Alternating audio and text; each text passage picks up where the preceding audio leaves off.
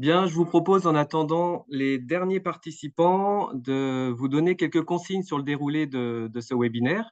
Donc, nous sommes ensemble pour 1 heure. Nous allons démarrer par une présentation des intervenants qui vont vous présenter les conclusions du programme de recherche DESSER. Pendant le temps de présentation, on va vous inviter à poser des questions si vous en avez dans le module Q&R, questions-réponses. Et le chat nous servira à vous partager quelques liens durant cette présentation. Donc, ce webinaire est un peu particulier. C'est un webinaire qui s'inscrit dans le cadre du programme de recherche DESSER sur la désimperméabilisation des sols urbains, programme qui a rassemblé un grand nombre de partenaires. Et donc, je vais laisser la parole à mon collègue Robin Dagua, chargé de mission sol urbain à Planté-Cité, qui va démarrer et introduire ce webinaire et présenter nos intervenants. Donc, le webinaire est enregistré. Vous recevrez à l'issue l'enregistrement et également le diaporama. Je laisse la parole à Robin. Merci à vous. Vous êtes près de 400 à être parmi nous. Très bon webinaire et à tout à l'heure. Bien, bonjour à tous et merci Ludovic pour cette introduction. Merci à tous de vous être connectés. Il est 11 heures. On va pouvoir commencer le CER. Ludovic en a parlé. Le sujet du jour sera la présentation des résultats du programme DESSER, programme qui s'est achevé en fin 2024 et qui porte donc sur la désimperméabilisation des sols urbains. Aujourd'hui, nous vous proposons une intervention à 3 voix et j'aurai à mes côtés Christophe Schwartz, qui est professeur au laboratoire Sol et Environnement à l'Université de Lorraine, également président du Centre INRAE Grand Est Nancy. Également Stéphanie Ouvrard, donc directrice du laboratoire Sol et Environnement et directrice de recherche. Et donc moi-même, donc là Ludovic m'a présenté, chargé de mission sur l'urbain à Planté-Cité. Donc voilà, le programme DESSER est un programme financé par l'ADEME et également cofinancé par le CIBI, l'Office français de la biodiversité et la NRT dans le cadre d'une thèse CIFRE. Donc c'est un programme de recherche qui associe un très large consortium. On y reviendra. Voilà, et également sur les objectifs du projet. Sans plus attendre, je vais laisser la parole à Christophe, hein, qui va vous présenter le projet en plus de détails. Donc Christophe, je te passe la main. Normalement, tu peux passer les diapos.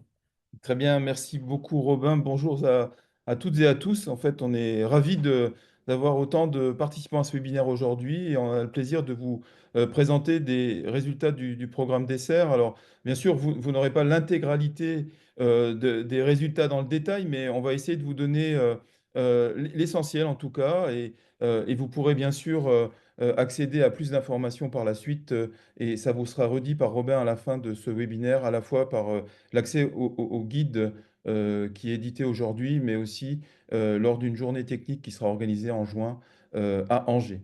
Alors, un premier point, peut-être, dans le cadre du projet DESSER, on a à la fois travaillé sur une forme d'état des lieux, sur une meilleure connaissance des sols urbains qui sont imperméabilisés puis désimperméabilisés, pour ensuite rentrer dans des approches expérimentales également, de retour d'expérience, mais aussi expérimentales au laboratoire et sur le terrain, pour aller ensuite pouvoir donner des conclusions plus opérationnelles qui se retrouvent dans un guide d'aide à la conception de chantiers de désimperméabilisation qu'on va lancer aujourd'hui et qu'on lance auprès de vous aujourd'hui et auquel vous allez pouvoir avoir accès.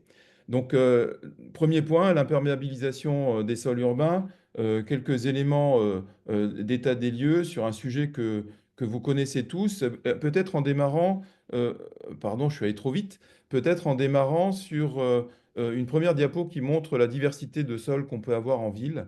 Et parmi ces sols, on parle beaucoup de technosols aujourd'hui, il n'y a pas que des technosols, bien sûr.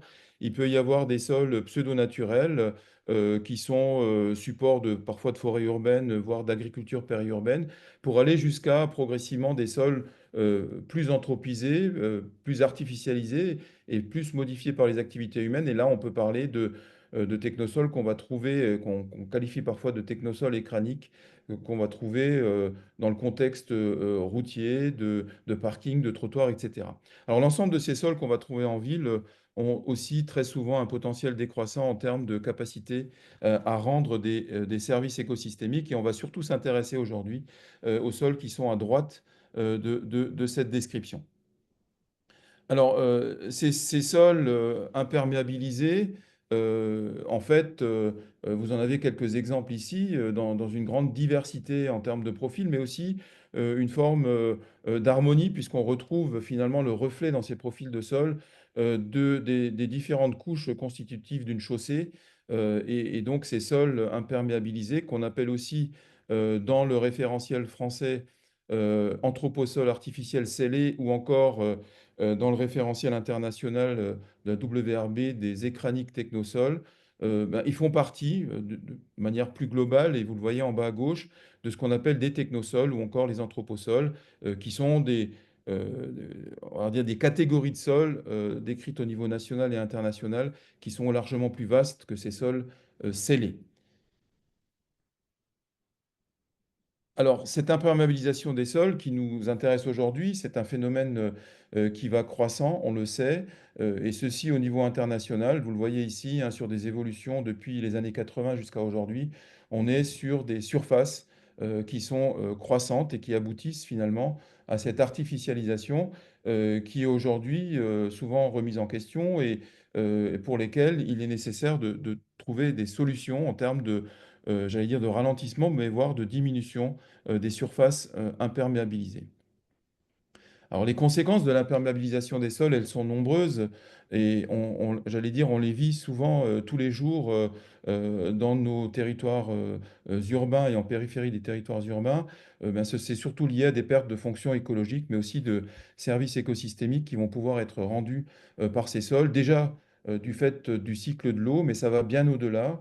Et vous voyez ici qu'en termes de gestion de la chaleur, de la biodiversité, mais aussi des paysages dans nos milieux urbains, on va avoir des conséquences qui sont liées à l'apparition d'îlots de chaleur, la diminution de la filtration de l'eau par exemple, l'augmentation du risque de crues éclairs, ou encore, d'un point de vue très paysager, certaines pertes esthétiques ou la baisse de l'attractivité de certains paysages urbains. Donc je ne rentre pas dans l'ensemble de ces conséquences, mais vous les avez bien en tête et la désimperméabilisation a bien vocation à remédier à cela.